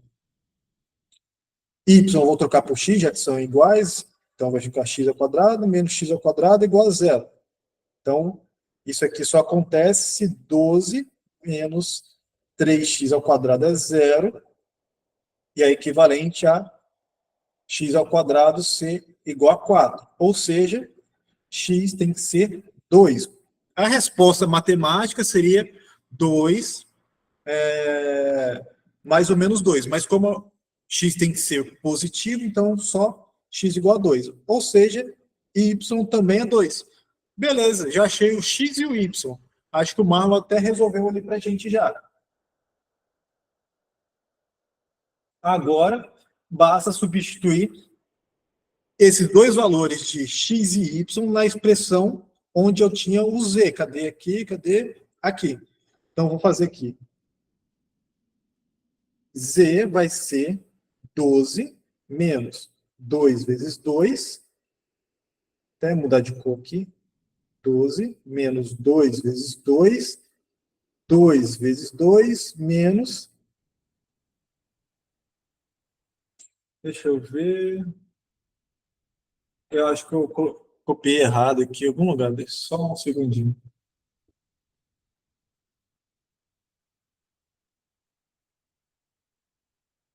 Aqui era mais. Aqui era mais. Então, aqui também era mais. Então, aqui era mais. Ninguém reclamou aí no chat. Mas aqui era mais, pessoal. Por que era mais? Porque tinha um mais aqui. Eu só coloquei o Z em evidência. Acho que na hora a canetinha apagou. Eu saí carregando esse menos nas derivadas parciais que eu copiei do meu material aqui. Foi certo. Então, mais. O resto é tudo certo. Aqui era mais. Querem fazer sentido que aqui ia dar zero, dividido por zero, né? Então, mais 2 vezes 2. Então, aqui deu 12 menos 4 sobre 8. Certo? 12 menos 4 é 8. Sobre 8 é 1. Ou seja, para que eu tenha uma caixa onde eu só posso gastar 12 metros quadrados de papelão, a caixa que vai ter maior volume é essa caixa aqui, com 2 e a altura 1. Essa seria a caixa com maior volume, claro, sem a tampa, onde eu só poderia usar 12 metros quadrados de papelão. Tudo bem? Então, as medidas aí corretas são 2 por 2 por 1. Beleza? Então, esse aí é um problema clássico aí de maximizar coisas. Ou melhor, maximizar funções ou minimizar. Beleza? Então, para a gente encerrar o tópico da aula de hoje, vamos falar aqui sobre o método de Lagrange. O que o método de Lagrange vai trazer para a gente? Uma nova maneira de realizar a questão de, vamos dizer, de maximizar ou minimizar uma função, certo? Onde, agora, ao invés de usar todos esses aparatos que eu usei aqui, de pegar uma função de 3 variáveis, por exemplo, e reduzir a de 2 variáveis, como eu fiz, e fazer manipulações algébricas, o multiplicador de Lagrange, ele traz uma ferramenta extra utilizando aqui para a gente. Está utilizando aqui para a gente o vetor gradiente da nossa função, certo? Com uma certa propriedade ali, de forma que a gente agora consegue maximizar ou minimizar ali funções, ok? Beleza? Então, vou tentar aqui na aula de hoje, se eu não conseguir terminar na aula de hoje, eu termino na aula de exercícios da segunda-feira que vem, sobre os tópicos de hoje, onde a gente vai utilizar ali multiplicadores de Lagrange para calcular, né, aquele exemplo da caixa ali, para a gente entender até as diferenças dos métodos e vocês perceberem vocês mesmos qual que você acha mais simples. Mas eu gosto, assim, de fazer os dois casos, que é bom que vocês vão ter mais ideias, mais ferramentas, e aí a gente pode ir praticando todos esses tópicos. Beleza? Então, vamos lá. Então, o que diz aqui o multiplicador de Lagrange? Então, primeiro, eu tenho que ter aqui duas funções de 3 variáveis, função f e função g, certo? E aí eu preciso que essas funções tenham derivadas parciais e que elas sejam contínuas. Ou seja, eu preciso que elas sejam funções diferenciadas. E aqui eu vou pegar um número real, um número, a letra grega que a gente chama de lambda, ok? Muito provavelmente vocês já devem ter visto essa palavra em algum filme de ficção científica, ok? Então, a gente vai utilizar a letra grega lambda aqui. Então, a equação abaixo aqui, essa equação, ela é chamada de multiplicador de Lagrange. O pessoal usa muito na mecânica, é verdade. E o pessoal da física também adora. De forma geral, o pessoal, né, das exatas adoram usar as letras gregas, porque a gente usa tanta letra que daqui a pouco as do nosso alfabeto acaba, a gente tem que usar as gregas também, tá bom? Brincadeiras à parte, mas aí, essa equação é chamada de multiplicador de Lagrange, e a função g, ela é chamada função de restrição. E o lambda, o número real, é o multiplicador de Lagrange.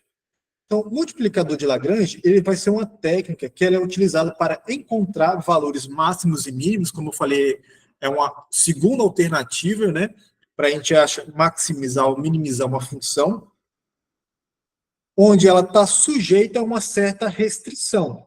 Aqui está T, mas era para ser um G. Onde está T aqui é G. Depois eu conserto isso aqui. Deixa eu ver se tem mais algum T aqui. Isso. Erro em digitação. Ok? Mas não são graves. Onde era T é G. Então, eu vou ter uma função e ali vai ser dada uma restrição. Lá naquele problema da caixa, voltando aqui, vamos voltar aqui rapidinho. Qual que era a minha função f? A minha função f era a função volume, que era uma função de 3 variáveis. E quem era a função de restrição? A função de restrição aqui, x, y e z, é essa expressão aqui. 2x z mais 2yz mais xy. Essa era a minha função de restrição e essa era a função que eu estava tentando maximizar ou minimizar, ok? Então, quem é o K nessa história aqui? O K é o 12, naquele exemplo, 12 metros quadrados, ok? Então, a gente estava ali tentando, ou melhor, a gente daqui a pouco vai conseguir usar o multiplicador de Lagrange para calcular aquele mesmo exemplo da caixa, achar os valores, e a gente vai perceber se vocês vão achar esse método mais fácil ou não. Mas, para utilizar ele, a gente precisa de algumas coisas, né? Percebam que, lá no exemplo da caixa que eu acabei de fazer com vocês, eu não precisei de muitas informações de vetor gradiente, de derivada direcional, nada disso. Só precisei ali usar o teste da segunda derivada, que aí precisava de algumas condições, a função ser diferenciável num certo ponto e calcular ali os pontos críticos. Ok? Então, o multiplicador de Lagrange, para resolver utilizando essa técnica, a gente precisa seguir alguns passos, ok? Quais passos são esses? Então, o primeiro passo é configurar as equações de Lagrange. Então, determinar todos os pontos x e y e lambda, tais que essa igualdade aqui acontece para a nossa restrição. Ok? Ainda, tem que observar que esse f, que esse g, são os vetores gradientes das nossas funções f e na nossa função g de restrição, e lambda é o multiplicador de Lagrange. Segundo passo, resolver as equações de Lagrange. Daqui a pouco a gente vai ver melhor isso. Então, a gente vai resolver o sistema de equações que vai aparecer um sisteminha de equações aqui por essa igualdade, ok? E vamos encontrar todos os valores que satisfazem esse sistema. Terceiro passo, calcular os valores de f. Então, vamos aqui. calcular f em todos os pontos que a gente encontrou no passo anterior, no passo 2. E o quarto e último passo, vamos determinar quais desses valores são valores de máximo e mínimo da função. Então, aqui era para ser um A, e aqui também era para ser um A.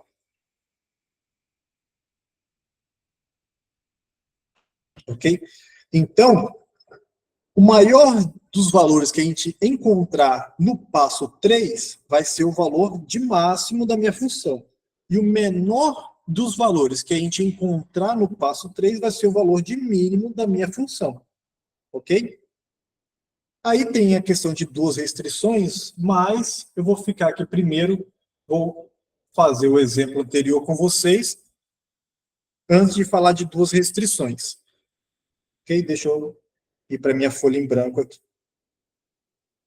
Então, vamos lá.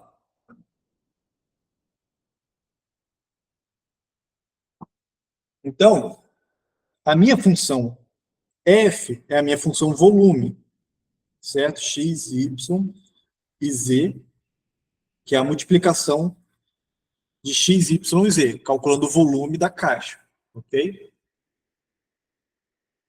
E a nossa restrição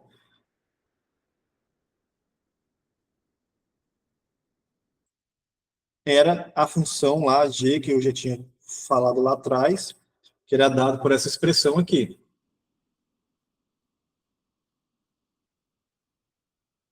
Opa.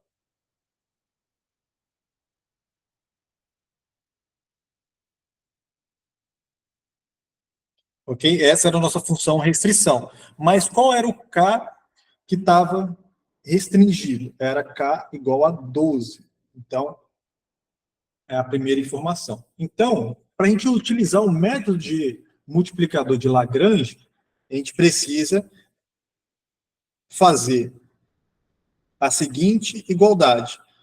Calcular o vetor gradiente da nossa função volume, igualar aqui com o vetor gradiente da nossa restrição multiplicado pelo lambda, ok? E sempre ter em mente que a nossa função g de x, y, z, ela é restrita ao valor 12, certo? O nosso casinho 12.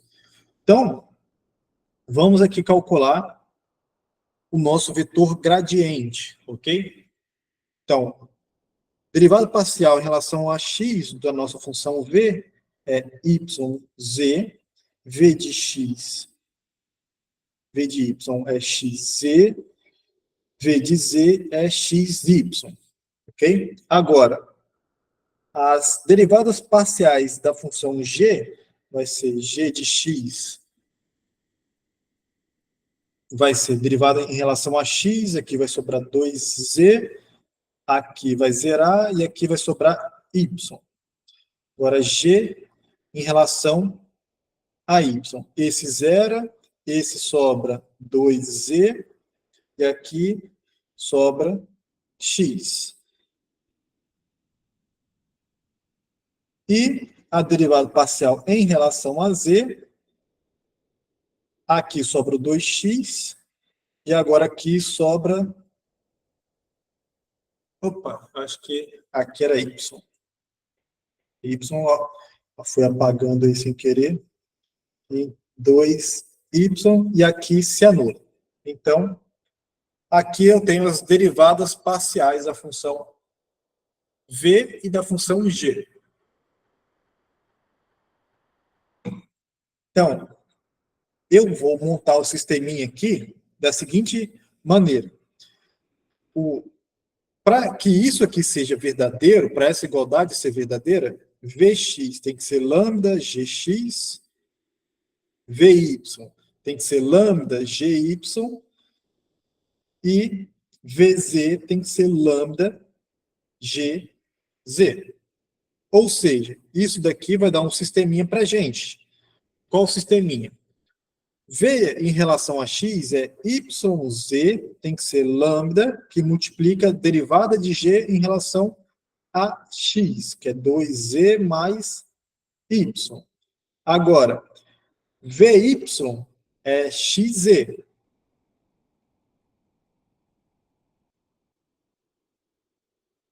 XZ. Ok, então XZ, lambda, derivada de G em relação a Y é 2Z mais X. E agora, por último, V em relação a Z deu XY igual a lambda 2x mais 2y. Ou seja, aqui, deixa eu tentar enumerar para vocês aqui. Eu estou ainda no primeiro passo, ok? Então, esse daqui é o passo primeiro passo, onde eu montei o sisteminha ali, utilizando a igualdade do multiplicador de Lagrange, ok? Agora, eu ainda tenho a seguinte informação. A minha restrição, a minha função g, ela tem que ser 2x z mais 2yz mais xy tem que ser 12. Então, com essas duas informações, essa e essa aqui, eu tenho que ser capaz de encontrar os valores de x, y e z.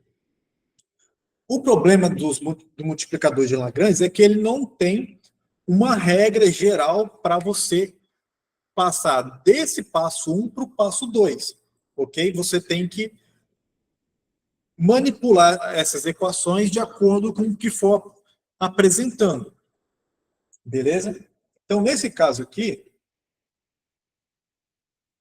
a gente vai fazer o seguinte joguinho algébrico. Aí, mas antes disso, aí vocês poderiam questionar, professor, qual é o ganho disso com o anterior, o caso anterior? Se vai ter que fazer manipulações algébricas também. Bom, utilizando esse método aqui, a gente está usando ferramentas mais sofisticadas. Entre aspas, né, depende muito do problema, as contas que a gente vai realizar vão ficar mais simples, certo? Mas desde que a gente tenha maturidade matemática para realizar esse passo, essa passagem do primeiro passo para o segundo passo, ok?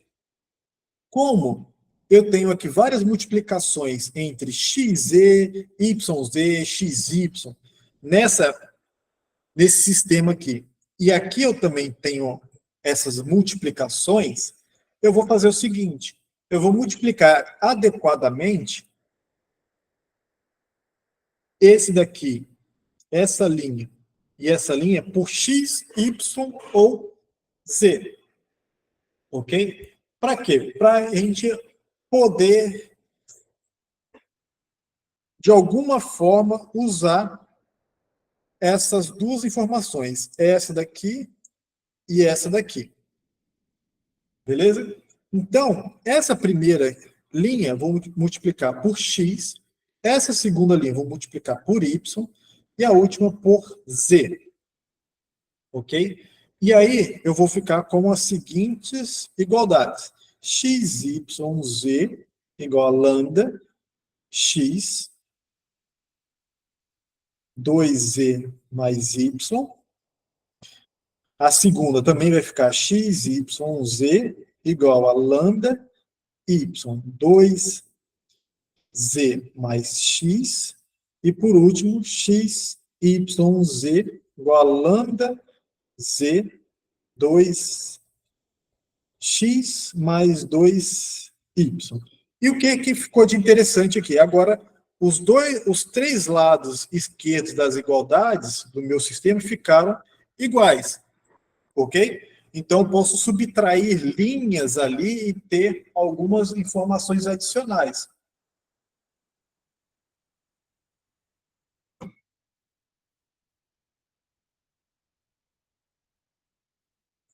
Tudo bem? Então, olha só, outra coisa interessante. Tendo aqui x, y, z, isso é exatamente o volume, então isso ali não pode ser zero, porque o x, y e z não são simultaneamente nulos. Então, isso aqui vai implicar para a gente que o lambda tem que ser diferente de zero. Mas se o lambda ele é diferente de zero, o que eu posso afirmar? Ok? Se o lambda é diferente de zero.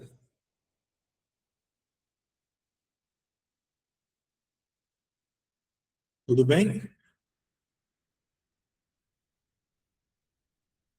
Então, se o lambda é diferente de zero,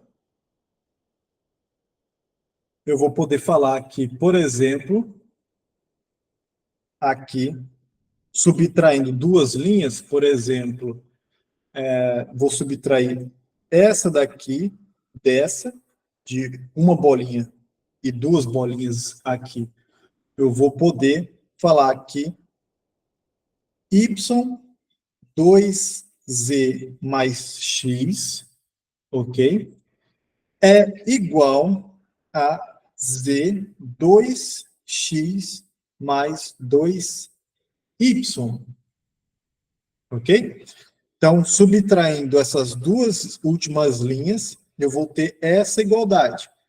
Com essa igualdade aqui, eu posso desenvolver isso aqui, eu vou ter 2yz mais xy igual a 2xz mais 2yz. Como tem dos dois lados esse e esse, eu posso cancelar e ficar só com essa expressão, ok? Mas tem x dos dois lados. O x tem que ser diferente de zero. Então, posso simplificar dos dois lados do x, e isso vai me dar que y é igual a 2z.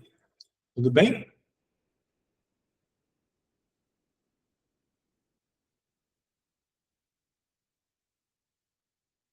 Tranquilo até aí?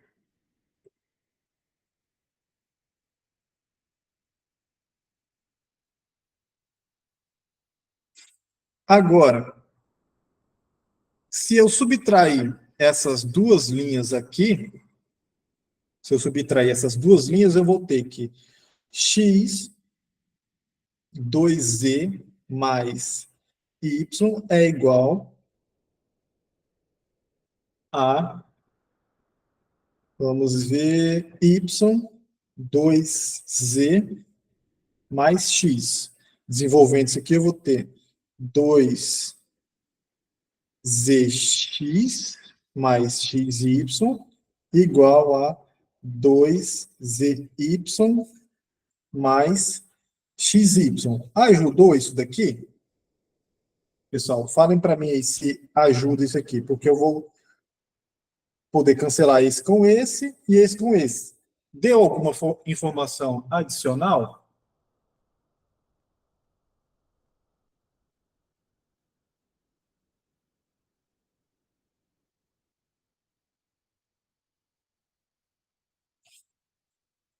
Não, né? Mas, o que eu estou querendo fazer aqui para vocês? Mostrar se as coisas vão ser sempre bonitinhas. Vamos tentar fazer agora a diferença desses dois aqui. E ver o que dá. Então, eu vou ter x 2z mais y igual a z 2x mais 2y, ok? Aqui é um x. Então, desenvolvendo isso aqui, eu vou ficar com 2xz mais xy igual a 2xz mais 2yz. Agora sim, posso cancelar isso com esse. De novo, aqui o y tem que ser diferente de zero, porque senão o volume seria zero. Então, vou poder simplificar esse y com esse, sobrando só que 2z é igual a x. Ou seja, agora sim eu ganhei uma nova informação. E juntando essas duas informações aqui, eu tenho que x é igual a 2z, que é igual a y. Beleza? Então, x é igual a 2z e y também é igual a 2z. Certo? Então, chegamos agora nessa expressão. E agora, o que dá para fazer? O que a gente não usou ainda? Percebam que já usamos tudo que podia nesse sistema aqui, certo? Já usamos todas as informações. O que a gente ainda não usou foi a nossa restrição. Então, com essas duas informações aqui, com essas relações, vou substituir aqui. Então, deixa eu ver se eu apagar aqui. Vou copiar, tentar copiar aqui. Levar lá para baixo.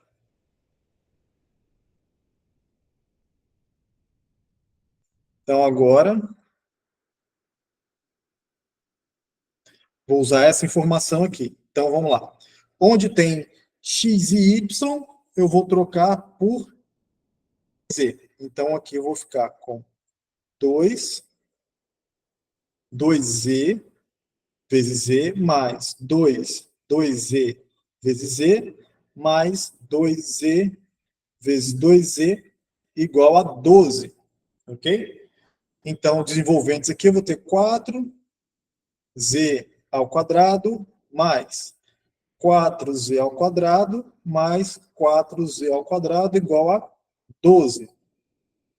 Ou seja, eu vou ter aqui que 12z ao quadrado é igual a 12.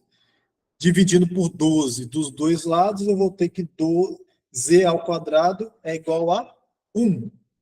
E as únicas soluções disso aqui são z igual a mais ou menos 1.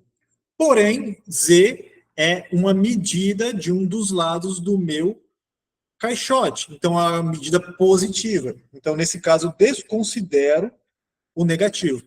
Pessoal, grande ressalva aqui.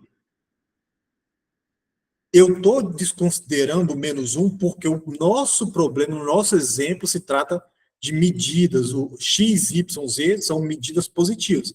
Não é que, eu estou com um exemplo aqui, estou calculando exercício, o professor falou que eu posso desconsiderar o negativo sempre. Não. Cada caso é um caso. Nesse caso aqui, eu tenho, porque o meu problema se trata de uma coisa real, onde nesse problema real, o x, o y e o z se tratam de medidas, e medidas para a gente são sempre coisas positivas. Então, por isso que eu estou desconsiderando os casos onde tem aparecido respostas aqui negativas, ok? Mas existem casos reais onde as raízes negativas são consideradas. Não é o nosso caso aqui hoje, ok? Então, z é igual a 1, z é igual a 1, volto aqui agora e faço x é igual a 2 vezes 1 e o y também. Ou seja, x é igual a 2 e o y também, que é a mesma resposta que encontramos lá com o outro método. E era de se esperar, porque apesar de serem métodos diferentes, o problema é o mesmo. Então, só usamos ferramentas diferentes e a gente tinha que chegar na mesma resposta. Se chegássemos em uma resposta diferente, alguma conta tínhamos feito errado, ok?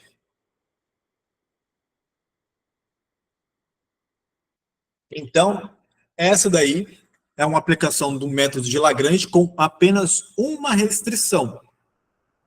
Tudo bem? Eu já aproveitei a deixa para aplicar já, a gente comparar com o exemplo anterior, onde a gente não tinha o teorema de Lagrange. A gente utilizou ali o quê? Utilizamos o teste da segunda derivada, ok? Então, um era usando a ferramenta teste de segunda derivada e o outro é o método de Lagrange. São duas técnicas diferentes para resolver o mesmo problema. Tudo bem? E aí, para a gente finalizar a nossa aula de hoje, eu só vou falar aqui mais ou menos como é. Eu posso agora também fazer o método de Lagrange utilizando duas restrições. Então, eu tenho a minha função f aqui, e a função g e h agora vão ser as restrições. A equação de Lagrange aqui vai ser dada por lambda, vetor gradiente de g, mais a letra grega mi, vezes o vetor gradiente da função h, ok? Aqui, pessoal, tem um errinho que saiu aqui. Esse lambda aqui, não tem esse lambda não, tá bom? Só tem esse mi. É lambda gradiente de G, mi gradiente de H, ok? E aí, de novo, G e H são as restrições, lambda e mi são os multiplicadores de Lagrange. Aí, amanhã não. Na próxima aula de exercícios, eu separo um exercício para a gente trabalhar ali multiplicador de Lagrange com duas restrições, certo? Se der tempo, eu também faço de novo mais um multiplicador de Lagrange com uma única restrição para a gente praticar um pouquinho mais. Beleza? E aí, então, fica aí a critério de vocês discutirem agora, filosofarem qual método vocês acharam mais fácil. Qual dos dois métodos vocês acharam mais tranquilo. Ah, professor, achei todos os dois muito difíceis. Ah, então, não tem problema, você achou os dois fáceis, os dois difíceis, você escolhe aquele que não tem escolha. Você joga cara ou coroa, escolhe o método e vai embora, ok? Agora, se você achou um método mais fácil que o outro, você pode usar. A não ser, claro, que o enunciado do seu exercício esteja pedindo que você aplique determinada ferramenta para resolver o exercício. Por quê? Vamos supor, ache os máximos e mínimos da minha função. O enunciado está aberto, você pode usar a técnica que você conhecer. Agora, se o enunciado estiver assim, ache o máximo e mínimo da função utilizando a técnica de multiplicador de Lagrange. Aí não tem como fugir, você tem que usar essa ferramenta, ok? Beleza, pessoal? Então, essa foi a aula de hoje, que teve bastante conteúdo. Então, peço aí para vocês que vocês deem uma estudadinha, revisem a aula, olhem o material de vocês um pouquinho e, se tiverem dúvidas, aí procurem a nossa aula de dúvidas, o nosso tutor, ok? E os professores tutores também para tirar dúvidas. Boa noite a todos e até a nossa próxima aula. Agradeço aí a presença de vocês e a paciência, ok? Tchau, tchau.